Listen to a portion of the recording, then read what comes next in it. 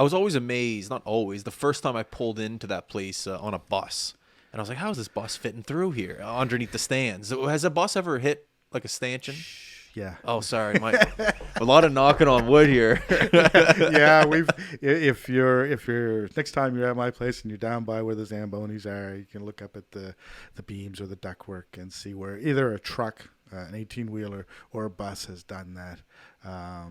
I forget which team it was. I got Gatineau in my head, and the bus driver panicked, and he just kept going. And next thing you know, he smashed out one of his side windows and stuff like. Oh yeah, he just instead of just waiting, take a deep breath, back it up, wheel it over, and that. I've seen trucks back into there.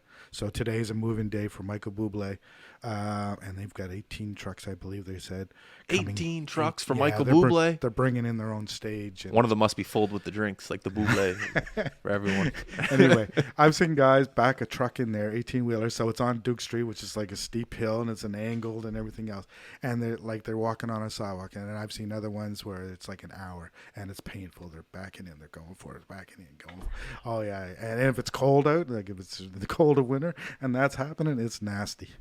And so it's a good driver, or I'm not saying they're a bad driver, but okay, I got you. Not as much patience, I guess. I don't know. It is awkward. Yeah, I won't lie. It is an awkward spot to back in or drive in. Yeah, it was a big deal. I remember like loading the bus because in Junior A, you got to load the bus outside. You don't pull the, and I remember getting called up to the Mooseheads, and we got to load our bus inside the rink, and that was such a luxury. And I just remember thinking, this is good as it's going to get right here. So we stopped doing that. Oh, you don't do it anymore? We don't do it anymore. Oh, no.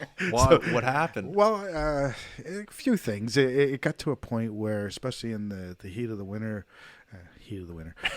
where salt and everything's happening, and they come in the one end down by the Moosehead end, and they drive down, and they'll exit through the other end. Well, salt and ice don't mix, and it was always a pain to I was forever having to clean the floor, drive the Zambonis because I have to go through that way to get onto the ice, and that. And the other thing was some of them started cleaning their buses in there, and I can appreciate that. They got salt and everything on it, and they're, next thing you know, they're taking it with a hose, and they find a hose thing, and they're hooking it up, and they're spraying, and then they're just leaving, and there's just this mess. It ended up being a work thing so much more than anything that we just didn't have time to deal with.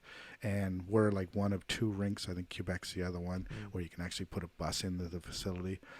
So it's not like these kids aren't used to loading it up. And it's a luxury. So they stop on Duke Street. I let them in that door, and then they wheel their stuff in. They're used to it now. They grumbled the first few, mostly the trainers. That's who I deal with, so they're the ones asking me about it. And it goes from there. But cool. I mean, we still, like Michael Bublé again, I think he's got 8 or 9 buses coming in, and they'll park them inside for that show, and that he's got a big band and crew, and that, right? So yeah, buses still come in, but not for things like Thunderbirds or the Mooseheads anymore.